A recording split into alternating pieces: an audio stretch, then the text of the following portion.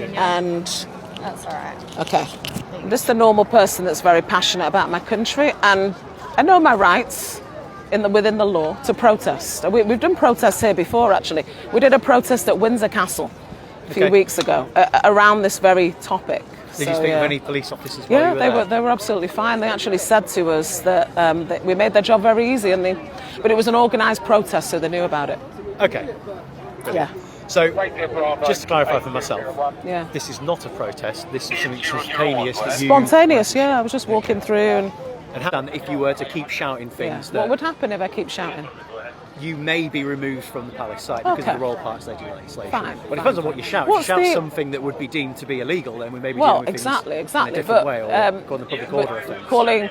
Calling King Charles a traitor because he has gone against 500 years of monarchical history, because he vowed to be the defender of the faith, placed his hand on the Bible, vowed to further the gospel of Jesus Christ, vowed to be the defender of the Christian faith, and then has completely gone against that in many ways, so many ways that it's unreal to even talk about the amount of ways he's gone against it. But then the Sovereign Grant Report confirms that he's now changed that title. So could you explain, just for me, what is it about the change of title that has kind of upset you? Is that what's upset me? Yeah, so the role of the monarch, king or queen, is to be the supreme governor of the Church of England and the defender of the faith, the Christian faith, right? It's always been like that.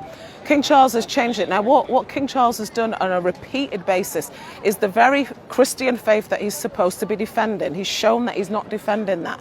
He didn't do an Easter message this year, for example, but then did a 30-minute long message for the Islamic Ramadan celebration. I appreciate he's the head of nation, which means he has to support and encourage other people to practice their faith, and I'm all for that. People's freedom to practice religion, okay? But when it comes to his role under head of state, it's always been set aside uniquely for the Christian faith, and his constitutional role was for the Christian faith, to be the defender of that faith. The same way as the King of Saudi Arabia, if they were to promote the Christian faith, they would probably be beheaded under Sharia law in Saudi Arabia. Now, I'm not saying that should happen here, but what I'm saying as an example is you wouldn't get a king of another nation promoting another faith, because that nation is set aside uniquely for that particular faith. Now, the UK, the head of state, is supposed to be uniquely for the Christian faith. Now, what's happened this year? The title of the role under head of state has changed from the Supreme Governor of the Church of England to the defender of, Supreme Governor of the Church of England and defender of the faith, to Supreme Governor of the Church of England and the defender of faith within a multi-faith nation. And what I believe King Charles is trying to do, as he's been expressing for the last 30 years, is he's trying to bring the multi-faith, which I understand in this nation we have many faiths. I've got friends of all religions. I've got friends who are Muslim, Hindu, Sikh, and I appreciate people's freedom to practice their faith. But when it comes to the constitutional role of the king, to bring that into this, and the defender of all faiths, it removes the uniqueness of the Christian faith that this country was founded on. Our legal system, our healthcare system, our education system. God bless you. It was all founded on the Christian faith.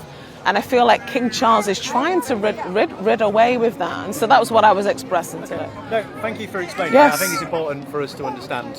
Yeah. So have we had anything back from you? No, bless you, thank you. Brilliant. So you are not wanted or missing, you will be pleased to know. Okay. 10 years ago, had an encounter with Jesus Christ on the streets of Manchester. I was a really broken young woman at the time, and I tried a lot of things to find hope and peace. And 2 girls stopped me on the streets of Manchester and told me about Jesus Christ and prayed for me, and I felt the presence of God.